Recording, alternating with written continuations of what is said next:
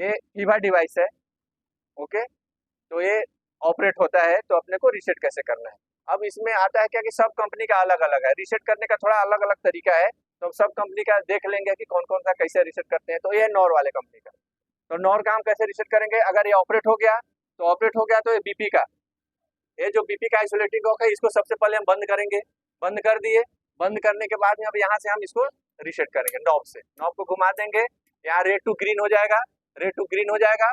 फिर इसके बाद में हम बीपी के आइसोलेटिंग कॉक को खोल दिए, पहले बंद किए उसके बाद में खोल दिए, और प्रॉपर आपका रीसेट हो गया। तो ये आपका नॉर का हो गया। फिर हम दूसरे कंपनी का देखते हैं कि उसको हम कैसे ये दूसरी कंपनी हो गई आपकी फेवली, फेवली वाली है।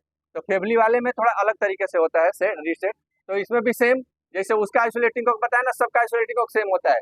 यहाँ बीपी का आइसोलेटिंग कॉक को बंद करेंगे, और यहाँ से हम दोनों को पुश करेंगे। ये जो प्रेशर निकल रहा है ना, दोनों को पुश करेंगे, यहाँ रेड टू ग्रीन हो जाएगा, और ये आपका रीसेट हो जाएगा। ये फेवली वाला है, ये दूसरी कंपनी। अब तीसरा कंपनी देखते हैं कि तीसरे कंपनी नॉर्मली होता क्या है कि फेवली वाले में जब भी आप बीपी बंद करते हो ना, तो बहुत होता क्या है कि ऑटोमेटिकली ये रीसेट हो जाता है, खट से बजेगा और यहाँ ग्रीन हो जाता है, तो रीसेट हो जाता है। फिर हम उसको बीपी को हम ऑन कर देते हैं, है ना। तो ये फेवली वाला। ये तीसरा जो बताया ना, दो बता दिया आपका, मतलब किसका, नॉर का और फेवली का, और ये हो गया आपका स्कॉट का। स्कॉट वाले में देखो ये खींचने वाला रहता है, तो इसका भी सेम है।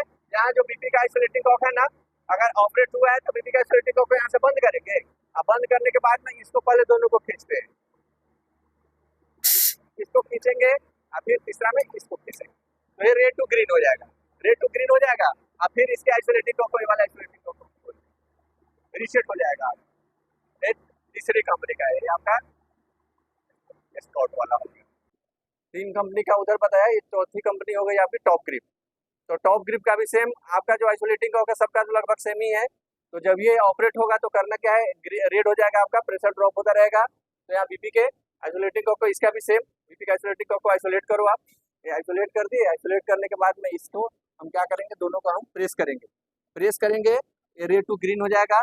जब ये रेड टू ग्रीन होगा, फिर यहाँ से हम इसको क्या करेंगे, ऑफ करेंगे, बीपी की आइसोलेटिंग को ऑन कर, प्रॉपर आपका रीसेट हो गया।